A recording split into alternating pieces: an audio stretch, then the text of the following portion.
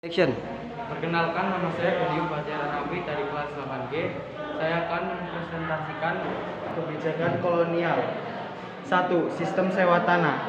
Selama periode 1816 sampai 1830, sistem sewa tanah yang diprakarsai oleh Raffles tetap dijalankan oleh pemerintah kolonial Belanda. Sistem sewa tanah dilaksanakan pada masa para komisaris jenderal dan gubernur jenderal Van der Sapelen. Proses pelaksanaan sistem sewa tanah ini berpatokan pada 3 asas, yaitu A. Segala bentuk dan jenis penyerahan wajib maupun pekerjaan rodi perlu dihapuskan. B. Peranan para bupati sebagai pemungut pajak dihapuskan. C. Berdasarkan anggaran bahwa pemerintahan kolonial adalah pemilik tanah milik, maka para petani yang menganggap tanah dianggap sebagai penyewa atau tanah milik pemerintah. 2. Sistem tanam paksa 1830 sampai 1870. Mulai tahun 1830, pemerintah Belanda menerapkan sistem tanam paksa atau kulturstelsel. Dengan sistem ini, rakyat dipaksa menanam tanaman-tanaman tertentu yang sangat laku di pasaran Eropa.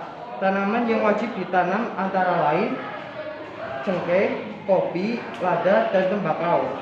Ciri utama sistem tanam paksa diperkenalkan oleh Van den Bosch adalah bentuk barang keharusan bagi rakyat di Jawa untuk membayar pajak mereka dalam bentuk barang, yaitu hasil pertanian mereka. 3. Politik etis. Pada tahun 1899, Van den Venter menulis sebuah karangan berjudul School atau Debt of Honor, utang budi, yang diterbitkan di majalah The Bridge. Dalam tulisan ini, Van den Venter antara lain mengkritik pemerintah Belanda dengan mengatakan bahwa kemakmuran negeri Belanda diperoleh karena kerja dan jasa orang Indonesia. Pemerintah Belanda menganggap kritik itu dengan mengemukakan gagasan pembangunan politik di Indonesia melalui kebijakan baru bernama politik etis.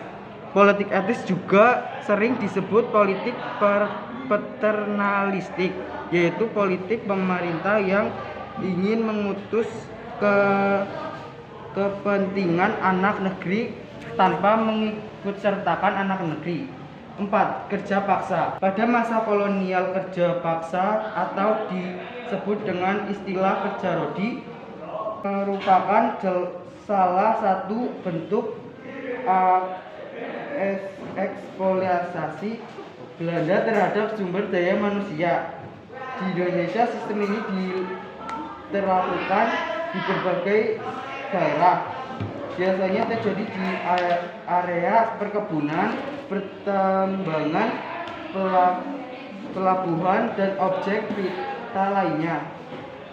Kerja rodi mulainya muncul saat Louis Napoleon memerintahkan Herman Willem Daendels menjadi gubernur jenderal pada 1 Januari 1808, di mana tugas utama Daendels adalah mempertahankan Pulau Jawa dari ancaman Inggris. Daendels juga diberi tugas mengatur pemerintahan di Indonesia. Sekian, terima kasih.